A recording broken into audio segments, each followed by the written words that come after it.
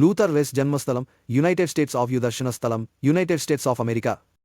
కొంతమంది సువార్తను ప్రకటించుటకు మిషనరీలుగా వెళ్తే మరికొంతమంది లోకమును సువార్త వెలుగుతో నింపుతున్న వారి సేవకు సహకారమందించుటకు తెర వెనుక ఉండి కృషి చేస్తారు.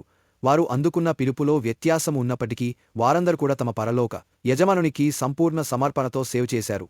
మిషనరీ సేవ కొరకైన బూర శబ్దమును ధ్వనింపజేసి బాప్టిస్టు సంఘమును మేల్కొల్పిన లూథర్ రైస్ పైన చెప్పబడిన రెండు వర్గాలలో రెండవ కోవకు చెందినవారు. విలియం కేరీ ఆధునిక మిషనరీ ఉద్యమాన్ని ఆవిర్భావింపజేసినప్పుడు ప్రపంచవ్యాప్తముగా మిషనరీ సేవకు సహకారమందించుటకు తమ స్వరములనెత్తి నిలువబడిన అనేక మందిలో రైస్ కూడా ఒకరు. జాన్ న్యూటన్ యొక్క సాక్ష్యంతో ప్రేరణ పొందిన రైస్ చాలా చిన్న వయస్సులోనే మిషనరీ పని వైపు ఆకర్షితులయ్యారు. కాగా సేవ చేయుటకు తగిన సిద్ధపాటు కొరకై విలియమ్స్ కళాశాలలో చేరిన అతను మిషన్ సొసైటీలో క్రియాశీల సభ్యులయ్యారు. కాంగ్రిగేషనలిస్టు అనగా క్రైస్తవ సంఘములో నిర్దిష్టమైన పదవీక్రమాన్ని అనుసరించకుండా సమాజముగా కూడుకునే వారి యొక్క సహకారంతో రైస్, అడోనిరామ్ జడ్సన్ మరియు మరికొందరు భారతదేశానికి పయనమయ్యారు. అక్కడ వారు విలియం కేరీని కలుసుకోవడం జరిగింది. అయితే కాంగ్రిగేషనలిస్టు బోర్డు నుండి తగినంత ఆర్థిక సహకారం లేకపోవడంతో వారు భారతదేశంలో తమ సేవను విరమించుకొనవలసి వచ్చింది.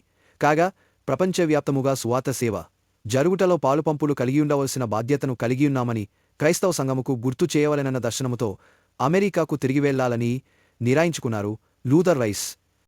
తన స్వదేశాన్ని చేరుకున్న అతను మిషనరీ పరిచర్యకు సహకారమందించమని బాప్తిస్టు సంఘములను అభ్యర్థిస్తూ గుట్టముపై లేదా గుజ్జపు బండిపై వేలకొలది మైళ్ళు ప్రయాణించారు.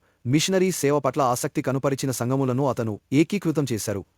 తత్ఫలితముగా జనరల్ మిషనరీ కన్వెన్షన్ లేదా ట్రయెనియల్ కన్వెన్షన్ అని పిలువబడే క్రైస్తవ సంఘ వర్గము ఏర్పడింది. ఈ కన్వెన్షన్ విదేశాల్లో జరిగే మిషనరీ సేవకు సహకారమందించడమే కాకుండా దేశీయ మరియు విదేశీ సువార్త సేవకై మిషనరీలను కూడా పంపుతుంది. అంతేకాకుండా మిషన్ సంస్థలను, సండే స్కూళ్లను, ఆదివారపు బైబిలు పాఠశాలలు మరియు బైబిలు సంస్థలను కూడా స్థాపించిన సంచార మిషనరీ లూథర్ రైస్ క్రైస్తవ విద్యాభ్యాసము మరియు సేవ కొరకైన శిక్షణ యొక్క ఆవశ్యకతను నొక్కి చెప్పారు.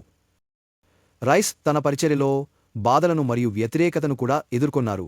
అయినప్పటికీ మిషనరీ సేవ కొరకైన ఆవశ్యకతను బట్టి సహకారమందించుటకు అతను కలిగియున్న శ్రద్ధాసక్తులు భారతదేశంతో సహా ఆసియా ఖండములోని అనేక దేశాలలో మిషనరీ సేవ యొక్క ద్వారములు తెరవబడుటకు తోడ్పాటునందించాయి. అమెరికాలో బాప్తిస్టు సంఘముల మధ్య 23 సంవత్సరాల పాటు అతను చేసిన ఫలవంతమైన పరిచర్య ఫలితముగా ఒక నిర్దిష్ట క్రమము లేకుండా దేశమంతటా అస్తవ్యస్తముగా ఉన్న సంఘములు ఏకమై సరియైన క్రమములో ఒక క్రైస్తవ సంఘ వర్గముగా ఏర్పడ్డాయి. ప్రియమైన వారలారా, సువార్త పరిచర్యలో పాలుపంపులు కలిగియుండుటకు ఇతరులను మీరు ఏ విధముగా ప్రోత్సహిస్తున్నారు మరియు కుటుంబమును ప్రేరేపించుటకు నన్ను వాడుకొనుము. ఆమేన్.